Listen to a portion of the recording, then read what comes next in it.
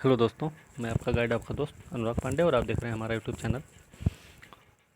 फरवरी महीने का 120 प्रश्न लाए हैं, जो कि फरवरी में जो भी घटनाएं घटी हैं उन सब से संबंधित 120 महत्वपूर्ण प्रश्न हैं ये, जो कि आपकी परीक्षा दृष्टि से बड़े ही महत्वपूर्ण होंगे।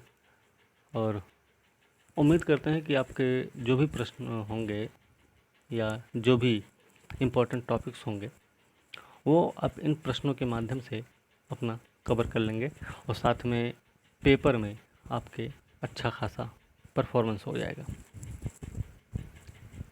120 प्रश्न हैं, ठीक है। तो ये जो प्रश्न है बैजू आईएएस से ही है, फरवरी मैगजीन जो रही है। तो इसमें हम शुरू करेंगे वो बिना समय गंवाए। 120 प्रश्न है तो थोड़ा टाइम लग जाएगा लंबा। फिलहाल जितना भी टाइम लगेगा वो हम करेंगे पूरा, ठीक है। इसके बाद दृष्टि का भी मंथली वाइज आता है, 2 पार्ट में वो देते हैं, वो भी हम कराएंगे।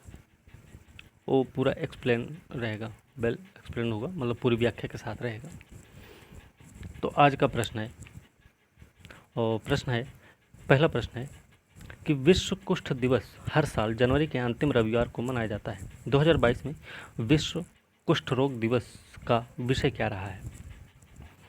तो इसका दिवस था, वो विषय था इसका यूनाइटेड फॉर डिग्निटी। अगला प्रश्न देखते हैं।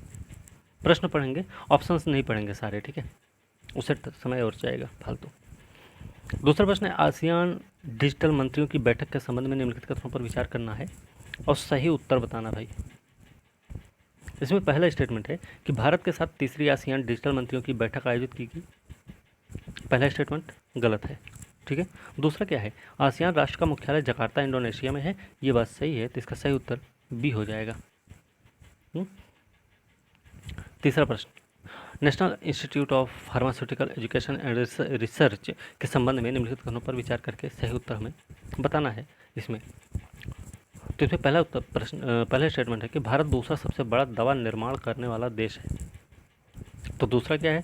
दूसरा है कि केंद्रीय रसायन उर्वरक मंत्री मनसुख मंडाविया ने NIPER रिसर्च पोर्टल लॉन्च किया है। तो दूसरा स्टेटमेंट इसका सही है और इस हिसाब से इसका सही उत्तर बी हो जाएगा, ठीक है। अगला प्रश्न है, a little book of India celebrating 75 years of independence पुस्तक के लेखक कौन है? तो पुस्तक के लेखक हैं भैया रस्किन बॉन्ड। अगला प्रश्न है, महिला एशिया कप हॉकी 2022 में भारत ने किस देश की टीम को हराकर कांस्य पदक जीता है? तो किसको हराया इन्होंने भारत को हराया है। भारत ने हराया है चीन को, ठीक है। अगला प्रश्न है, मुख्य आर्थिक सलाहकार किसे नियुक्त किया गया? तो मुख्य आर्थिक सलाहकार हैं वी अनंत नागेश्वरनी नाम है, ठीक है। अगला प्रश्न है, आर्थिक सर्वेक्षण 2021-22 के संबंध में बताना है सही कथन कौन सा है? पहला स्टेटमेंट है कि इस वर्ष के सक्षम बाजारों का केंद्रीय विषय प्रो बिजनेस को बढ़ावा देना। पहला स्टेटमेंट सही है क्या? पहला गलत है, ठीक है। दूसरा क्या है, विश्व बैंक और एशियाई विकास बैंक ने 2022-23 के लिए वास्तविक जीडीपी विकास दर क्रमशः 8.7% और 7.5% रहने का नवीनतम पूर्वानुमान लगाया है। तो इसका दूसरा स्टेटमेंट सही है और पहला स्टेटमेंट गलत है, इसलिए सही उत्तर इसका बी हो जाएगा। अगला प्रश्न है, राष्ट्रीय महिला आयोग के संबंध में निम्नलिखित कथनों पर विचार करना है, सही उत्तर बताना हमें। तो पहला स्टेटमेंट है भाई कि प्रधानमंत्री नरेंद्र मोदी ने 25वें राष्ट्रीय महिला आयोग के स्थापना दिवस कार्यक्रम को संबोधित किया था। गलत है ना। दूसरा है, कार्यक्रम की theme see the change maker का उद्देश्य विभिन्न क्षेत्रों में महिलाओं की उपलब्धियों का जश्न मनाना है। तो ये इसका सही है और इसका सही उत्तर बी हो जाएगा, ठीक है। अगला प्रश्न है, केंद्र ने इजराइल सरकार की तकनीकी सहायता से 12 राज्यों में कितने गांवों को उत्कृष्ट गांव में बदलने का फैसला किया है? केंद्र सरकार ने यह फैसला किया है, तो कितने? ये भैया सही उत्तर उसका 150 गांव, ठीक है, ध्यान रखना इसका। अगला प्रश्न है, भारतीय रिजर्व बैंक द्वारा जारी आंकड़ों के अनुसार भारत के विदेशी मुद्रा भंडार ने 21 जनवरी 2022 को समाप्त सप्ताह के दौरान कितने मिलियन डॉलर की गिरावट दर्ज की गई थी? तो ये भैया है 678 $678 मिलियन। अगला प्रश्न है, राफेल नडाल ने ऑस्ट्रेलियन ओपन के पुरुष एकल फाइनल में किसे हराकर रिकॉर्ड 21वां ग्रैंड स्लैम खिताब जीता है? तो राफेल नडाल ने हराया है किसको? तो ये हराए भैया डेनियल मेदवेदेव को। अगला प्रश्न है फियरलेस गवर्नेंस पुस्तक के लेखक कौन है? तो फियरलेस गवर्नेंस पुस्तक के लेखक हैं किरण बेदी। ठीक है, ध्यान रखना। अगला प्रश्न है केंद्रीय बजट 2022-23 के संबंध में सही कथन बताना है। पहला स्टेटमेंट है कि भारत की आर्थिक वृद्धि का अनुमान 9.2% है, जो सभी बड़ी अर्थव्यवस्थाओं में सबसे अधिक है। तो पहला स्टेटमेंट सही है। दूसरा स्टेटमेंट है कि अगले 3 वर्षों में 500 नई पीढ़ी की वंदे भारत ट्रेनें विकसित की जाएंगी। तो ये गलत है, तो इसका सही उत्तर ए हो जाएगा। ठीक है, पहला सही है, दूसरा गलत है। अगला प्रश्न है कि विश्वविद्यालय अनुदान आयोग के संबंध में निम्नलिखित कथनों पर विचार करें। ठीक है, और विश्वविद्यालय अनुदान के संबंध में निम्नलिखित कथनों पर विचार करना है। चलिए, तो पहला स्टेटमेंट है कि यूजीसी ने मसौदा राष्ट्रीय उच्च शैक्षिक योग्यता फ्रेमवर्क विकसित किया है। यूजीसी ने स्पष्ट किया कि रूपरेखा का उद्देश्य एक समान पाठ्यक्रम या राष्ट्रीय सामान्य पाठ्यक्रम को बढ़ावा देना नहीं है। तो पहला स्टेटमेंट क्या सही है? पहला स्टेटमेंट सही है। दूसरा क्या है कि यूजीसी के वर्तमान अध्यक्ष का नाम है डीपी सिंह। तो दोनों स्टेटमेंट सही हैं और इसका सही उत्तर सी हो जाएगा। अगला प्रश्न है भारतीय भूवैज्ञानिक सर्वेक्षण ने किस राज्य में देश के पहले जियो पार्क की स्थापना को मंजूरी दे दी? तो भैया मंजूरी मिली है मध्य प्रदेश में, याद रखना। अगला प्रश्न है world games athlete of the year 2021 पुरस्कार भारत के किस खिलाड़ी ने जीता है? तो भारत के खिलाड़ी का नाम है, क्या नाम है? PR श्रीजेश। ठीक है। अगला प्रश्न है भारतीय तटरक्षक बल ने 1 फरवरी को कौन सा स्थापना दिवस मनाया है? भारतीय तटरक्षक बल ने कौन सा स्थापना दिवस मनाया है? तो भैया ये मनाए हैं 46वां स्थापना दिवस। याद रखना, विश्व आर्द्रभूमि दिवस कब मनाया जाता है ये सबको पता होगा। तो ये मनाया जाता है भाई 2 फरवरी को। अगला प्रश्न है यूनेस्को की विश्व धरोहर स्थलों के संबंध में निम्नलिखित कथनों पर विचार करके सही उत्तर हमें बताना है। तो पहला स्टेटमेंट है कि कर्नाटक में बेलूर हलेबीड और सोमनाथपुरा के होयसल मंदिरों को 2022-23 के लिए यूनेस्को की विश्व धरोहर स्थल के रूप में विचार करने के लिए भारत के नामांकन के रूप में अंतिम रूप दिया गया। बात सही है ना। और दूसरा स्टेटमेंट क्या है? अंकित की जाने वाली नवीनतम साइट जयपुर शहर राजस्थान है। तो ये गलत है, तो इसका सही उत्तर क्या होगा? पहला स्टेटमेंट का सही है और दूसरा गलत है, तो इसका सही उत्तर ए हो जाएगा। ठीक है। अगला प्रश्न है 2022 एशियाई खेलों के संबंध में विचार करना है और गलत हमें बताना है इसमें। ठीक है, तो भैया देखते हैं कौन सा गलत है कौन सा सही है। तो पहला स्टेटमेंट है कि 2022 एशियाई खेल 10 सितंबर से 25 सितंबर 2022 तक हांगजो झेजियांग चीन में होंगे। सही है क्या? ये गलत है, गलत, पहला ही गलत होगा। ठीक है।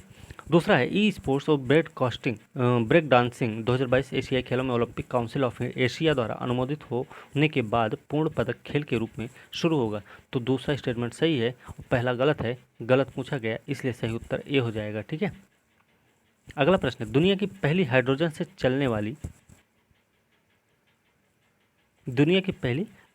चलने वाली फ्लाइंग बोट द जेट कौन सा देश लॉन्च कर रहा भाई? ये देश का नाम है दुबई। ठीक है, दुबई ने लॉन्च किया है। अगला प्रश्न देखते हैं एक राष्ट्र एक राशन कार्ड योजना को लागू करने वाला 35वां राज्य या केंद्र शासित प्रदेश कौन सा होगा? तो इसका सही उत्तर हो जाएगा छत्तीसगढ़। ठीक है, छत्तीसगढ़ हो जाएगा इसका सही उत्तर, याद रखना।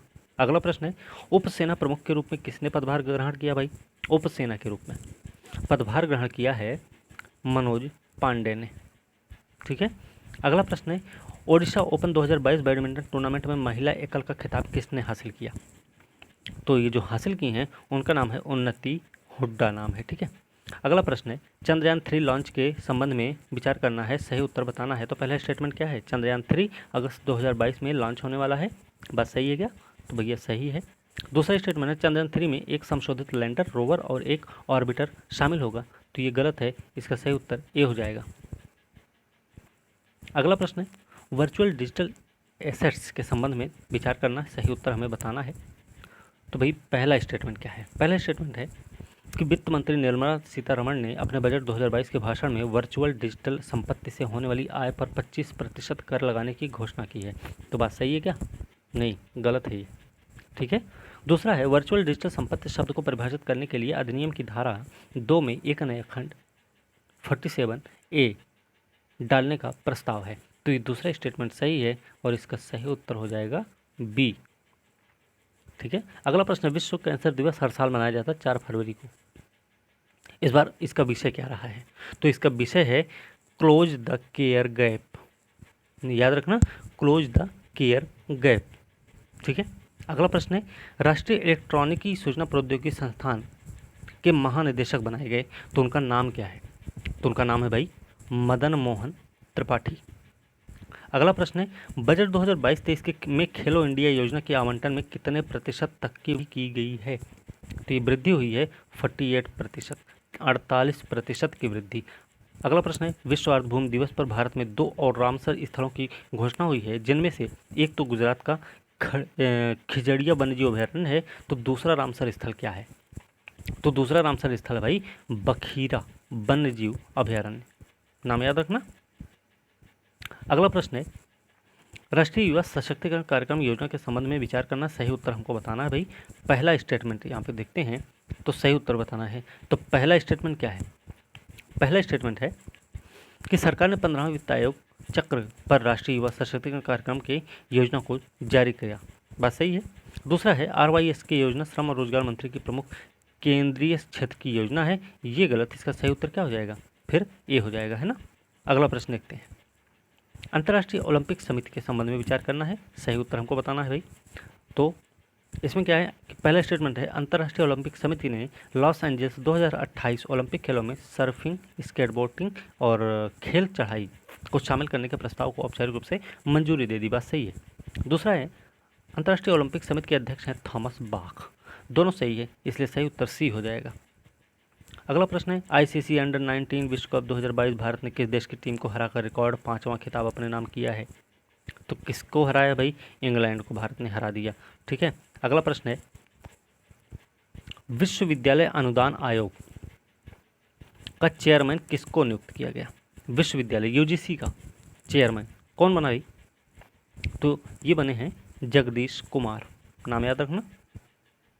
अगला प्रश्न है, हाल ही में प्रधानमंत्री नरेंद्र मोदी ने कहां पर स्टैच्यू ऑफ इक्वलिटी राष्ट्र को समर्पित किया है? ठीक है। तो ये कहां पे है इसके बारे में पता होना चाहिए। ये भैया हैदराबाद में है। अब किसकी मूर्ति है ये आपको बताना है स्टेटमेंट में। ठीक है। आगे है, अगला प्रश्न है, 26 जनवरी 2022 को गणतंत्र दिवस परेड में भाग लेने वाले 12 राज्यों के शासित प्रदेशों में से किस राज्य के शासित प्रदेश को सर्वश्रेष्ठ झांकी के रूप में चुना गया? तो भैया ये उत्तर प्रदेश है ना। तो भैया उत्तर प्रदेश पिछली बार भी रहा है, इस बार भी अव्वल रहा है। ठीक है। JNU की पहली महिला कुलपति किसे नियुक्त किया गया? अगला प्रश्न है, तो इसके हैं शांति श्री धुलीपदी पंडित नाम है इनका। मध्य प्रदेश के होशंगाबाद का नाम क्या रखा गया? तो उसका नाम सबको पता होगा, नर्मदापुरम रखा गया है। अगला प्रश्न है, निम्नलिखित कथनों पर विचार करके जम्मू कश्मीर परिसीमन आयोग की अंतरिम रिपोर्ट पर चर्चा करके हमें सही उत्तर बताना है। तो पहला स्टेटमेंट क्या है? पहला स्टेटमेंट है कि जम्मू कश्मीर परिसीमन आयोग ने 90 विधानसभा सीटों में से अधिकांश का रंग बदल दिया। बात सही है ना। पहला स्टेटमेंट सही है। दूसरा क्या है, परिसीमन आयोग भारत के राज्यपाल द्वारा नियुक्त किया जाता है और भारत के चुनाव आयोग के सहयोग से काम करता है। तो ये गलत है। दूसरा स्टेटमेंट गलत है, सबको पता होगा। तो पहला स्टेटमेंट सही था और सही उत्तर ए हो जाएगा।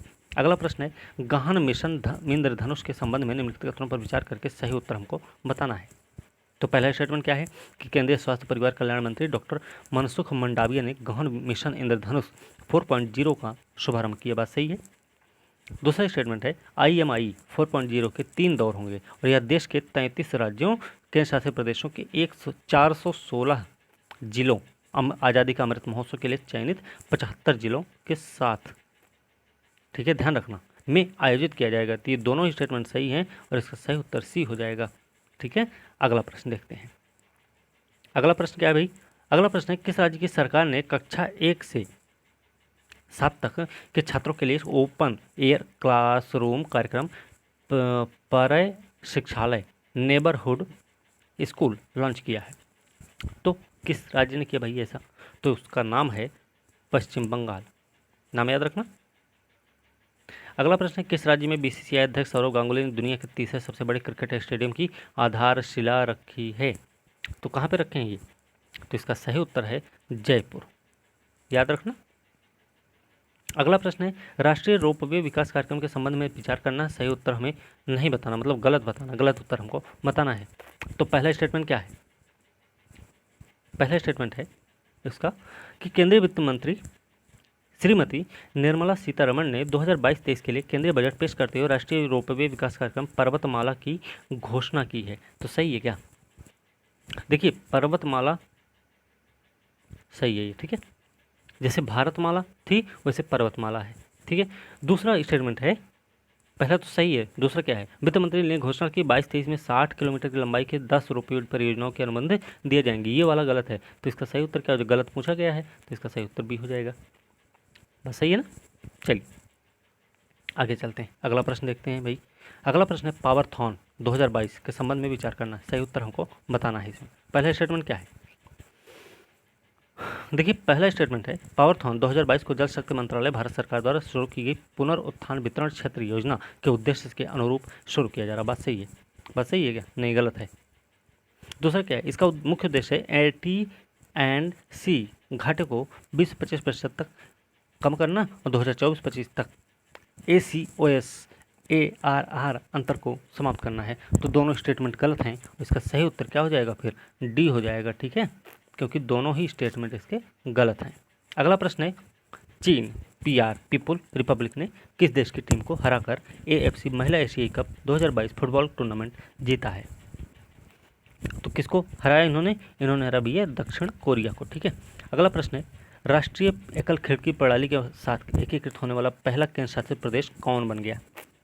तो ये बन गया भैया जम्मू कश्मीर, नाम याद रखना, ठीक है। केंद्र सरकार का 2030 तक स्थापित अक्षय ऊर्जा क्षमता को कितने गीगावाट तक बढ़ाने का लक्ष्य है? तो कितना है भाई? ये है भैया 500 गीगावाट, ठीक है, अक्षय ऊर्जा बढ़ाने की क्षमता। उत्तराखंड के मुख्यमंत्री पुष्कर सिंह धामी ने किसे राज्य का ब्रांड एम्बेसडर नियुक्त किया?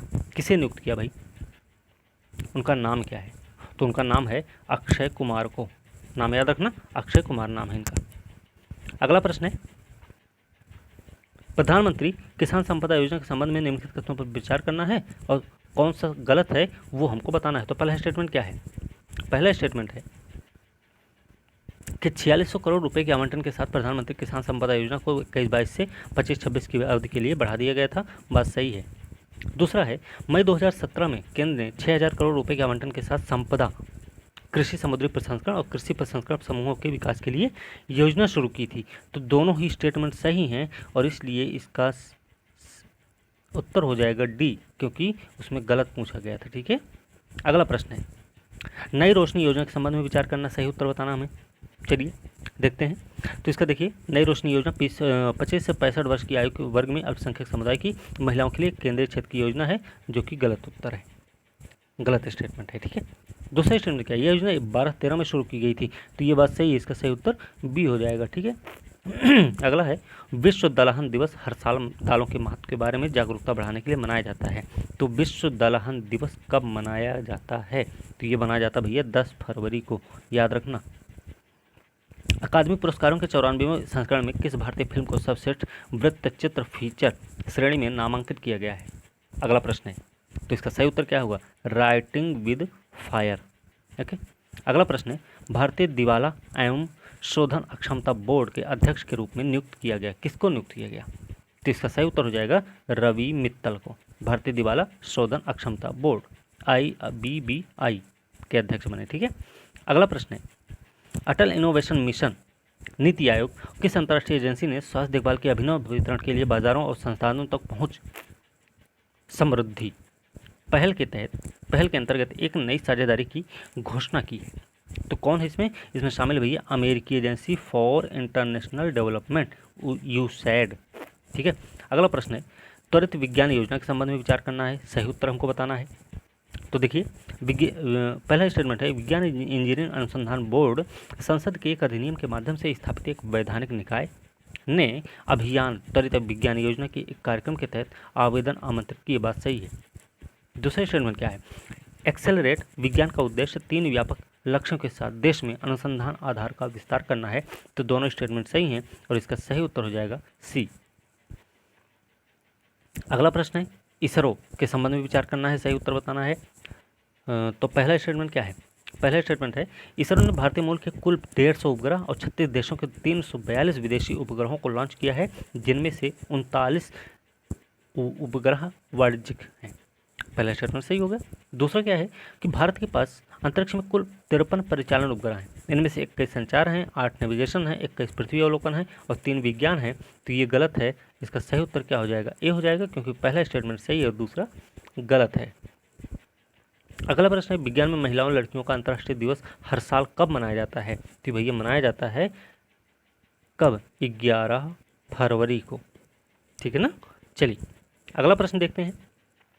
भारत का पहला बायोमास आधारित हाइड्रोजन संयंत्र कहाँ स्थापित किया जाएगा? तो ये भैया स्थापित हो रहा मध्य प्रदेश में। ध्यान रखना, भारत का पहला बायोमास आधारित हाइड्रोजन संयंत्र। अगला प्रश्न है, भारत किस देश को आधार कार्ड पर आधारित यूनिटी डिजिटल आइडेंटिटी फ्रेमवर्क को लागू करने के लिए अनुदान प्रदान करेगा? तो भैया देखिए, बांग्लादेश, श्रीलंका, अफगानिस्तान जैसे देश नहीं हैं। ठीक है, इसमें भूटान है। भूटान नहीं, इसमें श्रीलंका है। ठीक है ना। चलिए श्रीलंका याद रखना। अगला प्रश्न है कि 9 से 11 फरवरी 2022 के दौरान संयुक्त राष्ट्र और विश्व बैंक के सहयोग से किस देश द्वारा वन ओशन समिट का आयोजन किया जा रहा है? तो भैया सही उत्तर इसका हो जाएगा फ्रांस। अगला प्रश्न क्या है? इस्माइल योजना क्या है? इस्माइल योजना चलिए देखते हैं। इस्माइल योजना के संबंध में विचार करके सही उत्तर को बताना है। तो पहला स्टेटमेंट है, केंद्रीय सामाजिक न्याय अधिकारिता मंत्री डॉक्टर वीरेंद्र कुमार ने केंद्रीय मत्स्य आजीविका और उद्यम के लिए सीमांत व्यक्तियों के लिए समर्थन का शुभारंभ किया। बात सही है, पहला स्टेटमेंट सही। दूसरा क्या है कि मंत्रालय ने रुपए आवंटित किए हैं योजना के लिए 21-22 में से 25-26 तक के लिए 365 करोड़ रुपया। तो बात दोनों सही है स्टेटमेंट, इसलिए सही उत्तर इसका सी हो जाएगा। अगला प्रश्न है, EIU के लोकतंत्र सूचकांक 21 के संबंध में निम्नलिखित कथनों पर विचार करके सही उत्तर हमको बताना है। तो भैया सही उत्तर देखते हैं। इकोनॉमिक्स इंटेलिजेंस यूनिट के अनुसार 2021 डेमोक्रेसी इंडेक्स की वैश्विक रैंकिंग में भारत 45वें स्थान पर। तो भैया गलत है। दूसरा क्या है, 9.75 के उत्तम स्कोर के साथ फिनलैंड लोकतंत्र सूचकांक सबसे ऊपर है और शीर्ष 3 देश फिनलैंड, नॉर्वे, न्यूजीलैंड है। तो ये भी गलत है और इसका सही उत्तर क्या हो जाएगा? फिर जब दोनों गलत हैं तो सही उत्तर डी हो जाएगा। बस सही है ना। चलिए अगला प्रश्न है, राष्ट्रीय महिला दिवस हर साल मनाया जाता है 13 फरवरी को। किसकी याद में मनाया जाता भाई? तो ये मनाया जाता भाई सरोजिनी नायडू के याद में। याद रखना, भारत की पहली महिला राज्यपाल रही हैं, भारतीय राष्ट्रीय कांग्रेस की पहली भारतीय महिला अध्यक्ष रही हैं, पहली महिला राज्यपाल रही भारत की, तो वो भी उत्तर प्रदेश की रही हैं। ठीक है, ध्यान रखना ये तीनों फैक्ट। चलिए अगला प्रश्न देखते हैं। इस बार विश्व रेडियो दिवस की थीम क्या रही है भाई? विश्व रेडियो दिवस की थीम रही है रेडियो और ट्रस्ट। ठीक है, चलिए अगला प्रश्न है, अटल बिहारी वाजपेयी पुस्तक के लेखक कौन है? अटल बिहारी वाजपेयी पुस्तक के लेखक हैं सागरिका घोष, नाम याद रखना। अगला प्रश्न है, मद्रास उच्च न्यायालय का मुख्य न्यायाधीश किसे नियुक्त किया गया है? मद्रास उच्च न्यायालय का मुख्य न्यायाधीश किसे नियुक्त किया गया है? तो नाम है उनका मुनीश्वर नाथ भंडारी। अगला प्रश्न है, चार धाम परियोजना के संबंध में निम्नलिखित कथनों पर विचार करके हमको गलत उत्तर बताना है। ठीक है, तो ध्यान रखना गलत उत्तर कौन सा है। तो इसमें पहला स्टेटमेंट क्या है? पहला स्टेटमेंट है कि रणनीतिक 700 किलोमीटर लंबी चार धाम परियोजना की कीमत 12,000 करोड़ रुपए का लक्ष्य। उत्तराखंड में 4 पवित्र शहर हैं, यमुनोत्री है, गंगोत्री है, केदारनाथ, बद्रीनाथ को हर मौसम में कनेक्टिविटी प्रदान करना है। तो पहला स्टेटमेंट क्या है? सही है ना। पहला स्टेटमेंट सही हो गया कि गलत हो गया? पहला स्टेटमेंट गलत है। ठीक है, दूसरा क्या है, चार धाम परियोजना पर सुप्रीम कोर्ट के पैनल के अध्यक्ष रवि चोपड़ा ने इस्तीफा दे दिया। ये बात सही है, तो गलत पूछा गया, तो इसलिए सही उत्तर ए हो जाएगा ना। चलिए अगला प्रश्न देखते हैं, भारत में जापानी औद्योगिक टाउनशिप के संबंध में निम्नलिखित कथनों पर विचार करके हमको सही उत्तर बताना है। तो सही उत्तर क्या भाई? चलिए देख लेते हैं। तो पहला स्टेटमेंट है, जापान एकमात्र ऐसा देश है जिसके पास भारत भर में समर्पित देश केंद्रित औद्योगिक टाउनशिप है। वर्तमान में JIT में 114 जापानी कंपनियां। बात सही है, दूसरा स्टेटमेंट क्या है, दोनों देशों ने अप्रैल 1950 में राजनयिक संबंध स्थापित किए थे और इस वर्ष भारत जापान के बीच राजनयिक संबंधों की 72वीं वर्षगांठ मनाई जा रही। ये गलत है, तो इसका सही उत्तर क्या हो जाएगा, पहला स्टेटमेंट सही, इसलिए सही उत्तर ए होगा। अगला प्रश्न है, 15 से 18 फरवरी तक होने वाले एयर शो 2022 में भाग लेने के लिए भारतीय वायुसेना का 44 सदस्यीय दल किस देश में गया है। तो भैया गए हैं सिंगापुर में। अगला प्रश्न है, मध्य प्रदेश में किस जिले की सेंट्रल जेल ने अपना रेडियो चैनल जेल वाणी FM 18.77 शुरू किया है। तो किसने शुरू किया भाई, ये देखिए, इसको शुरू किया है इंदौर ने, ठीक है, मिनी बॉम्बे बोलते हैं इसको। चलिए अगला प्रश्न है, जनजातीय मामलों के मंत्रालय द्वारा मेदाराम जतारा 2022 से संबंधित विभिन्न गतिविधियों के लिए कितने करोड़ रुपए आवंटित किए गए हैं। तो कितने करोड़ आवंटित हुए भाई, ये हुई हैं 2.26 करोड़ रुपया। अगला प्रश्न है, इसरो ने कितने उपग्रहों के साथ पृथ्वी अवलोकन उपग्रह EOS-04 को सफलतापूर्वक लॉन्च किया है। तो लॉन्च हुआ भाई 2 उपग्रहों के साथ। अगला प्रश्न है, आयुष्मान भारत प्रधानमंत्री जन आरोग्य योजना के संबंध में विचार करना है, सही उत्तर हमको बताना भी है। तो पहला स्टेटमेंट क्या है, पहला स्टेटमेंट है ABPMJAY रुपए तक का स्वास्थ्य आश्वासन प्रदान करता है। माध्यमिक तृतीयक देखभाल से संबंधित अस्पताल में भर्ती के लिए प्रति परिवार प्रतिवर्ष 4 लाख रुपया। तो पहला स्टेटमेंट क्या है, सही है ना, पहला तो गलत है। दूसरा क्या है, राष्ट्रीय स्वास्थ्य प्राधिकरण को आयुष्मान भारत प्रधानमंत्री जन आरोग्य योजना के कार्यान्वयन के साथ अनिवार्य किया गया है। तो ये सही है और इसमें सही पूछा गया, इसलिए इसका सही उत्तर हो जाएगा बी। पहला गलत है और दूसरा सही है, ठीक है। हाँ चलिए अगला प्रश्न है, भारत ऑस्ट्रेलिया अंतरिम व्यापार समझौते के संबंध में निम्नलिखित कथनों पर विचार करके सही उत्तर बताना है। पहला स्टेटमेंट क्या भाई, कि भारत ऑस्ट्रेलिया ने घोषणा की है कि वह मार्च 2022 में एक अंतरिम व्यापार समझौता, उसके 12 से 18 महीने बाद एक व्यापक आर्थिक सहयोग समझौता समाप्त करने के लिए तैयार हैं। तो इस स्टेटमेंट सही है। दूसरा क्या है, वित्त वर्ष 2011 में दोनों देशों के बीच द्विपक्षीय व्यापार लगभग $12.5 अरब था और वित्त वर्ष 2012 के पहले 10 महीनों में यह पहले ही $17.7 अरब को पार कर चुका। 2021 होना चाहिए फिलहाल यहाँ पे, ठीक है। तो इस दोनों ही स्टेटमेंट सही है फिलहाल और इसका सही उत्तर सी हो जाएगा, ठीक है। चलिए अगला प्रश्न है, हाल ही में एयर इंडिया के CEO और MD बनाए गए हैं, तो उनका नाम क्या है। उनका नाम है भैया इलकर आईएसी। अगला है, कौन सी कंपनी पहली भारतीय प्लास्टिक वेस्ट न्यूट्रल FMCG बन गई है। तो कौन बनी है, ये बनी डाबर इंडिया लिमिटेड। अगला प्रश्न है, भारत सरकार ने कच्चे पाम तेल पर कृषि उपकर को 7.5% से घटाकर कितने प्रतिशत कर दिया है। ये भैया कर दिए हैं 5%, ठीक है, पहले 7.5 था, अब 5% हो गया। अगला प्रश्न है, मोनपा जनजाति समुदाय किस राज्य में से संबंधित है जिन्होंने हाल ही में अपना पारंपरिक तोरग्या महोत्सव मनाया। इन्होंने, तो ये कहाँ से हैं, ये भैया अरुणाचल प्रदेश से हैं, ठीक है, ध्यान रखना। अगला प्रश्न है, न्यू इंडिया लिटरेसी प्रोग्राम के संबंध में विचार करके सही उत्तर हमको बताना है। तो इसमें देखिए पहला स्टेटमेंट क्या है, कि सरकार ने राष्ट्रीय शिक्षा नीति 2022 के साथ संरेखित करने के लिए वयस्क शिक्षा के सभी पहलुओं को कवर करने के लिए वित्त वर्ष 22 से 27 की अवधि की 22 से 27 याद रखना अवधि के लिए एक नई योजना न्यू इंडिया लिटरेसी प्रोग्राम को मंजूरी दे दी। बात सही है।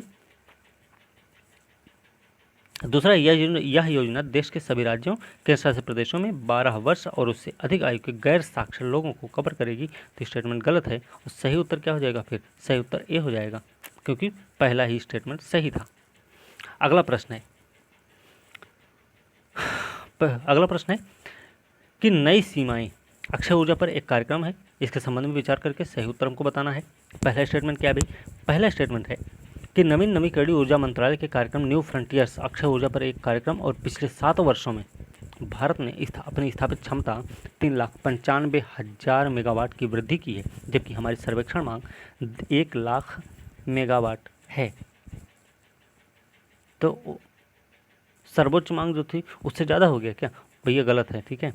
दूसरा क्या है, इस योजना के तहत 2023 तक कृषि क्षेत्र में डीजल पंपों को सोलर पंपों में बदल दिया जाएगा, ये भी गलत है, ठीक है। तो इसका सही उत्तर क्या हो जाएगा, डी हो जाएगा ना, क्योंकि दोनों ही गलत हैं।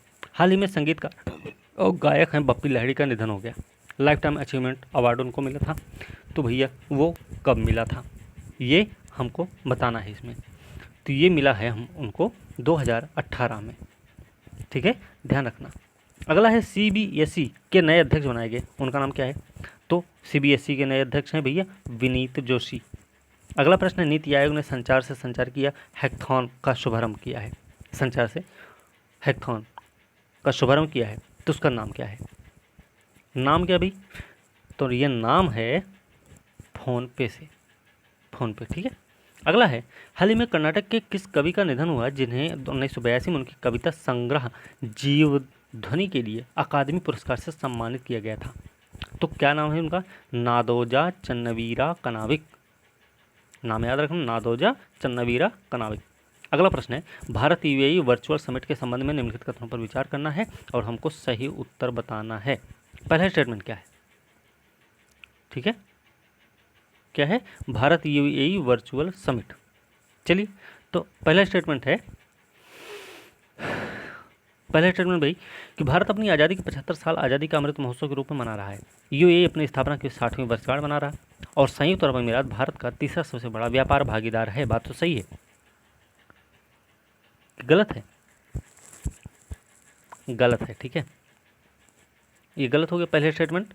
दूसरा क्या है भाई? दूसरा स्टेटमेंट है कि प्रधानमंत्री नरेंद्र मोदी और अबू धाबी के क्राउन प्रिंस हैं संयुक्त अरब अमीरात सशस्त्र बलों के उप सर्वोच्च commander his highness Sheikh Mohammed bin Zayed Al Nahyan 18 फरवरी 2022 को एक आभासी शिखर सम्मेलन आयोजित करेंगे। तो दूसरा स्टेटमेंट सही है, इसका सही उत्तर बी हो जाएगा, ठीक है। पहला स्टेटमेंट गलत था, याद रखना। अगला प्रश्न क्या है? क्षमता विकास योजना के संबंध में निम्नलिखित कथनों पर विचार करके हमको सही उत्तर बताने हैं। तो देखते हैं इसमें कौन सा सही है। तो भैया पहला स्टेटमेंट है मंत्रिमंडल ने क्षमता विकास योजना को 31 मार्च 2026 तक या अगली समीक्षा तक जो भी पहले होगा व्यय वित्त समिति के अनुपालन के अधीन जारी रखने को मंजूरी दी। बात सही है। दूसरा क्या है कि 15वां वित्त आयोग चक्र के दौरान योजना को जारी रखने के लिए स्वीकृत परिवेश 3179 करोड़ रुपया है। तो दोनों स्टेटमेंट सही हैं और इसका सही उत्तर सी हो जाएगा, ठीक है। अगला प्रश्न है केंद्रीय बंदरगाह नौवहन जलमार्ग आयुष मंत्री सर्बानंद सोनोवाल ने किस शहर के नागरिकों के लिए जल टैक्सी सर्विस का उद्घाटन किया है? तो किसके लिए उद्घाटन हुआ भाई? ये हुआ भैया मुंबई के लिए ठीक है। अगला प्रश्न है 1 दिसंबर 2022 से 30 नवंबर 2023 तक G20 की अध्यक्षता होने वाली है, तो उसकी अध्यक्षता कौन करने वाले हैं? तो उसकी अध्यक्षता कौन करेगा? उसकी अध्यक्षता करेगा भारत, ठीक है। अगला प्रश्न है किस संगठन ने क्विट टोबैको ऐप लॉन्च किया है? किस संगठन ने किया भाई? तो उस संगठन का नाम है विश्व स्वास्थ्य संगठन ने, ठीक है। अगला प्रश्न है किस मंत्रालय ने हरित हाइड्रोजन हरित अमोनिया नीति अधिसूचित किया है? तो नाम क्या है? नाम है बिजली मंत्रालय ने, ठीक है। अगला प्रश्न है जल जीवन मिशन योजना के तहत हर घर जल के संबंध में विचार करके सही उत्तर हमको बताना है। तो भाई देखिए पहला स्टेटमेंट है हिमाचल प्रदेश का एक आकांक्षी जिला चंबा 150 वर्ष है हर घर जल जिला बन गया, तो गलत है ना? पहला स्टेटमेंट गलत है। दूसरा क्या है कि चंबा हर घर जल बनने वाला 5वां आकांक्षी जिला है, तो ये सही है, तो इसका सही उत्तर बी हो जाएगा ना। पहला स्टेटमेंट गलत है। अगला प्रश्न है राष्ट्रीय उच्चतर शिक्षा अभियान योजना के संबंध में विचार करना है और सही उत्तर हमको बताना है। तो पहला स्टेटमेंट क्या भाई? पहला स्टेटमेंट है कि सरकार ने राष्ट्रीय उच्चतर शिक्षा अभियान की योजना को 31 मार्च 2026 तक या अगली समीक्षा तक जो भी पहले होगा तब तक जारी रखने के लिए अनुमोदित किया। बात सही है। तो दूसरा स्टेटमेंट क्या है? दूसरा स्टेटमेंट है कि इस प्रस्ताव में 12,929.16 करोड़ रुपए खर्च शामिल हैं, जिसमें से केंद्रीय हिस्सा 8120.97 करोड़ होगा और राज्य का हिस्सा होगा 4808.19 करोड़ रुपया। तो भैया दोनों स्टेटमेंट सही हैं, इसका सही उत्तर सी हो जाएगा। अगला प्रश्न है 2023 में कौन सा भारतीय शहर अंतर्राष्ट्रीय ओलंपिक समिति सत्र की मेजबानी करेगा? तो शहर का नाम है मुंबई, नाम याद रखना। अंतर्राष्ट्रीय मातृभाषा दिवस कब मनाया जाता है? ये सबको पता होना चाहिए और पता भी होगा, ये भैया मनाया जाता है 21 फरवरी को, ठीक है। अगला प्रश्न है भारत के एकीकृत भुगतान इंटरफेस प्रणाली को अपनाने वाला कौन सा पहला देश होगा? तो पहला कौन सा देश होगा भाई? ये अभी नेपाल चर्चा में आया था, ठीक है, इसका सही उत्तर नेपाल होगा। भारत का पहले राष्ट्रीय समुद्री सुरक्षा समन्वयक किसे नियुक्त किया गया है? तो उनका नाम है जी अशोक कुमार। अगला प्रश्न क्या है कि मेरी पॉलिसी मेरे हाथ योजना के संबंध में विचार करके सही उत्तर हमको बताना है। तो इसमें देखिए पहला स्टेटमेंट क्या है कि यह प्रधानमंत्री फसल बीमा योजना के तहत किसानों को फसल बीमा पॉलिसी देने के लिए शुरू किया जाने वाला एक डोर स्टेप वितरण अभियान है। तो पहला स्टेटमेंट सही हो गया। दूसरा क्या है, PMFBY ने आगामी खरीफ 2022 सीजन के साथ अपने कार्यान्वयन के 8वें वर्ष में सफलतापूर्वक प्रवेश कर लिया है। इसके कार्यान्वयन के लिए 7 साल पूरे हो गए हैं। तो इसकी स्टेटमेंट गलत है, इसका सही उत्तर ए हो जाएगा। पहला स्टेटमेंट सही, दूसरा गलत है। अगला प्रश्न है अम्ब्रेला योजना के संबंध में बताना भाई। असत्य कथन गलत कौन सा है, गलत बताना हमें। तो देखते हैं गलत कौन सा है। केंद्र ने 2021-22 से 25-26 तक 15वें वित्त आयोग चक्र पर बॉर्डर इंफ्रास्ट्रक्चर एंड मैनेजमेंट की केंद्रीय क्षेत्र की छाता योजना को जारी रखने की मंजूरी दे दी। बात सही है। दूसरा क्या है, पाकिस्तान के साथ भारत की सीमा 3323 किलोमीटर, जिसमें नियंत्रण रेखा का लगभग 775 किलोमीटर शामिल है। तो दोनों स्टेटमेंट सही हैं और पूछा गलत गया है। जब कोई गलत नहीं है तो सही उत्तर डी हो जाएगा, है ना, ध्यान रखना। A history of Sriniketan Rabindranath Tagore pioneer work in rural construction. Tagore जीवनी किसके द्वारा लिखी गई है? तो भैया किसके द्वारा लिखी गई है? ये लिखी गई है उमादास गुप्ता के द्वारा। ठीक है। अगला प्रश्न है भारतीय वायुसेना और किस देश की एयरफोर्स 21 से 25 फरवरी 2022 तक जोधपुर स्थित वायुसेना स्टेशन में ईस्टर्न ब्रिज 6 नामक एक द्विपक्षीय अभ्यास में हिस्सा लेने वाली हैं? तो किस कौन कौन है? भारतीय वायुसेना है और ओमान की है। ठीक है, ये दोनों करेंगे। अगला प्रश्न है हुरून इंडिया वेल्थ रिपोर्ट 2021 के अनुसार भारत में डॉलर करोड़पति परिवारों की संख्या पिछले वर्ष की तुलना में कितने प्रतिशत वृद्धि हो गई है? तो कितने प्रतिशत वृद्धि हुई भाई? ये वृद्धि हुई है 11% की, ध्यान रखना। अगला प्रश्न है भारत सरकार 22 फरवरी से पूरे देश में कौन सा सप्ताह भर चलने वाला स्मरण उत्सव आयोजित करेगी? भारत सरकार कर रही है, तो कौन सा है? विज्ञान सर्वत्र पूज्यते सप्ताह, विज्ञान सर्वत्र पूज्यते सप्ताह, ध्यान रखना। अगला प्रश्न क्या है राष्ट्रीय साधन सहयोगिता छात्रवृत्ति योजना के संबंध में विचार करके सही उत्तर हमको बताना है। तो इसमें देखिए, इसमें है पहला स्टेटमेंट सरकार ने केंद्रीय क्षेत्र के राष्ट्रीय साधन सह मेरिट छात्रवृत्ति को 15वें वित्त आयोग के चक्र की में 5 साल की अवधि के लिए यानी 21-22 से 25-26 तक रुपए के वित्तीय परिव्यय के साथ कितने 1827 करोड़ रुपए के वित्तीय परिव्यय के साथ जारी रखने की मंजूरी दी। तो पहला स्टेटमेंट क्या है? सही है।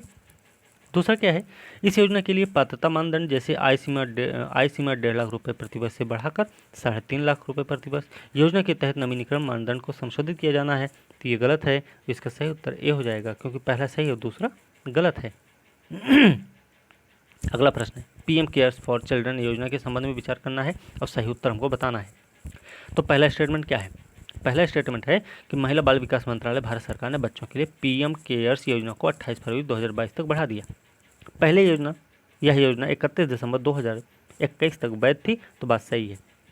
दूसरा स्टेटमेंट क्या है कि पीएम केयर्स फॉर चिल्ड्रन योजना इन बच्चों को अभिसरण दृष्टिकोण के माध्यम से सहायता प्रदान करेगी और 18 वर्ष की आयु से मासिक वजीफा देगी और 23 वर्ष की आयु प्राप्त करने पर 10 लाख रुपए की एक मुश्त राशि प्रदान करती है। तो दोनों स्टेटमेंट सही हैं और इसका सही उत्तर क्या हो जाएगा? सी हो जाएगा।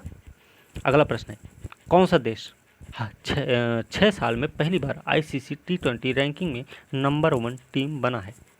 तो कौन सा है भाई? ये है भैया भारत, हमारा इंडिया। ठीक है। युवा गणितज्ञ रामानुजन पुरस्कार 2021 किसे दिया गया? किसको दिया गया भाई? ये दिया गया है नीना गुप्ता को, नाम याद रखना, नीना गुप्ता। अगला प्रश्न है दादा साहेब फाल्के अंतर्राष्ट्रीय फिल्म महोत्सव 2022 सर्वश्रेष्ठ अभिनेता का पुरस्कार किसे दिया गया? तो ये दिया गया किसको? रणबीर सिंह को। ठीक है। अगला प्रश्न है पर्पल रेवोल्यूशन के एक हिस्से के रूप में जम्मू कश्मीर के रामबन जिले में CSIR IIM के अरोमा मिशन के तहत किसकी खेती की जाएगी? तो किसकी खेती की जाएगी? ये भैया खेती होगी लेवेंडर की, लेवेंडर, नाम याद रखना। अगला प्रश्न है प्रधानमंत्री आवास योजना के संबंध में निम्नलिखित कथनों पर विचार करके सही उत्तर हमको बताना है। पहला स्टेटमेंट है कि इस कार्यक्रम में 2025 तक सभी बुनियादी सुविधाओं के साथ 2.95 करोड़ PMAYG घरों को पूरा करने की परिकल्पना की गई। बात सही है ना कि गलत है? गलत है। ठीक है, पहला स्टेटमेंट गलत हो गया। दूसरा क्या है 21 फरवरी 2022 तक 2.62 करोड़ घरों के आवंटित संचयी लक्ष्य के मुकाबले कुल 1.73 करोड़ PMAYG घरों को पूरा किया जा चुका। बात सही है, तो दूसरा स्टेटमेंट सही है और इसका सही उत्तर बी हो जाएगा। ठीक है। अगला प्रश्न है आयुष स्टार्टअप चैलेंज के संबंध में विचार करके सही उत्तर हमको बताना है। तो पहला स्टेटमेंट क्या है, स्टार्टअप इंडिया के सहयोग से अखिल भारतीय आयुर्वेद संस्थान ने आयुष स्टार्टअप चैलेंज शुरू किया है। ध्यान रखना किसने शुरू किया। आयुष स्टार्टअप चैलेंज के विजेताओं को AIIA से नकद पुरस्कार, इंक्यूबेशन सपोर्ट दोनों मिलेगा। बात सही है ना। तो पहला स्टेटमेंट सही हो गया। दूसरा क्या है, आयुष बाजार वर्तमान में लगभग 10 अरब डॉलर का होने का अनुमान है और अगले 5 वर्षों के दौरान इसमें 50% की वृद्धि भी देखने का अनुमान है। तो दोनों ही स्टेटमेंट सही हैं और इसका सही उत्तर क्या हो जाएगा, सी हो जाएगा। ठीक है, अगला प्रश्न है, विश्व के नंबर 1 शतरंज चैंपियन मैग्नस कार्लसन को किसने हराकर इतिहास रच दिया। तो उनका नाम क्या है, उनका नाम है रमेश बाबू प्रगनानंद। ठीक है, अगला प्रश्न है, अंतर्राष्ट्रीय रबड़ अध्ययन समूह की अध्यक्षता कौन सा देश करेगा। अंतर्राष्ट्रीय रबड़ अध्ययन समूह की अध्यक्षता तो कौन सा देश करेगा भाई, ये करेगा भारत, याद रखना। अगला प्रश्न है, भारतीय नौसेना का बहुपक्षीय अभ्यास मिलन 2022 का नवीनतम संस्करण कौन से राज्य में शुरू होने वाला है। तो कहाँ पे शुरू होगा भाई, ये विशाखापत्तनम में होगा। ठीक है, अगला प्रश्न है, उत्पाद शुल्क विभाग के कर्मचारियों को प्रोत्साहित करने के लिए पूरे भारत में हर साल केंद्रीय उत्पाद शुल्क दिवस मनाया जाता है। तो ये कब मनाया जाता है, भाई, केंद्रीय उत्पाद शुल्क दिवस कब मनाया जाता है। ये मनाया जाता है 24 फरवरी को। क्या है ये, उत्पाद शुल्क विभाग के कर्मचारियों को प्रोत्साहित करने के लिए मनाया जाता है पूरे भारत में। ठीक है, अगला प्रश्न है, महात्मा गांधी नरेगा योजना के कथनों पर विचार करना है और हमको सही उत्तर बताना है। तो पहला स्टेटमेंट क्या है, पहला स्टेटमेंट है, केंद्रीय ग्रामीण विकास पंचायती राज मंत्री गिरिराज सिंह ने महात्मा गांधी नरेगा के लिए लोकपाल ऐप लॉन्च किया है। बात सही है, पहला स्टेटमेंट सही हो गया। दूसरा स्टेटमेंट क्या है, राष्ट्रीय ग्रामीण रोजगार गारंटी अधिनियम 2006 या नरेगा, जिसे बाद में महात्मा गांधी राष्ट्रीय ग्रामीण रोजगार गारंटी अधिनियम या मनरेगा के रूप में बदल दिया गया, एक भारतीय श्रम कानून सामाजिक सुरक्षा उपाय है जिसका उद्देश्य काम के अधिकार की गारंटी देना है। तो दूसरा स्टेटमेंट भैया गलत है और सही उत्तर ए हो जाएगा, क्योंकि पहला सही है दूसरा गलत है। अगला प्रश्न क्या है, अगला प्रश्न है कि प्रधानमंत्री किसान सम्मान निधि योजना के संबंध में विचार करना है, सही उत्तर बताना है। तो पहला स्टेटमेंट क्या है कि 24 फरवरी 2022 प्रधानमंत्री किसान सम्मान निधि योजना के शुभारंभ की तीसरी वर्षगांठ है, इस बात सही है। दूसरा है, यह योजना शुरू में छोटे सीमांत किसानों के लिए थी जिनके पास 2 हेक्टेयर तक की भूमि थी, लेकिन योजना का दायरा 1 जून 2020 से सभी भूमिधारक किसानों को कवर करने के लिए बढ़ा दिया गया। तो दोनों स्टेटमेंट सही हो गए और सही उत्तर सी हो जाएगा। अगला प्रश्न क्या है, DRDO और किस संस्थान ने मिलकर प्रयागराज और विंध्याचल के बीच क्वांटम की डिस्ट्रीब्यूशन का प्रदर्शन किया। तो किसने, कौन कौन है, एक तो DRDO, दूसरा भारतीय प्रौद्योगिकी संस्थान दिल्ली है। ठीक है, अगला प्रश्न क्या है, रक्षा मंत्रालय के रक्षा लेखा विभाग ने किसके साथ मिलकर स्पर्श पहल के अंतर्गत पेंशन सेवाओं को शामिल करने के लिए समझौता ज्ञापन पर हस्ताक्षर किए हैं। तो इसका सही उत्तर क्या हो जाएगा, सामान्य सेवा केंद्र। अगला प्रश्न है, 25 फरवरी को राष्ट्रीय युद्ध स्मारक की कौन सी वर्षगांठ मनाई गई। कौन सी वर्षगांठ मनाई गई भाई, ये मनाई गई है तीसरी वर्षगांठ, याद रखना। अगला प्रश्न है और अंतिम प्रश्न है ये कि national institute of urban affairs और किस अंतर्राष्ट्रीय संस्थान संयुक्त रूप से बनाए गए सस्टेनेबल सिटीज इंडिया प्रोग्राम पर सहयोग करने के लिए एक समझौता ज्ञापन पर हस्ताक्षर किए हैं। तो कौन भाई, इसमें विश्व आर्थिक मंच को शामिल किया गया। ठीक है, इस वाले प्रोग्राम में, याद रखना। तो भैया इसके साथ ही 120 प्रश्नों की ये श्रृंखला पूरी हो गई आज।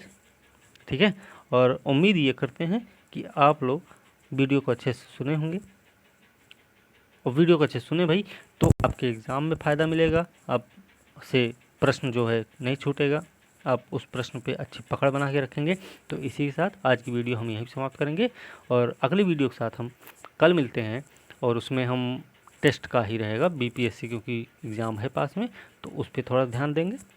जैसे कि टेस्ट डेली चल ही रहा है ना, पूरी व्याख्या के साथ दिया जा रहा है।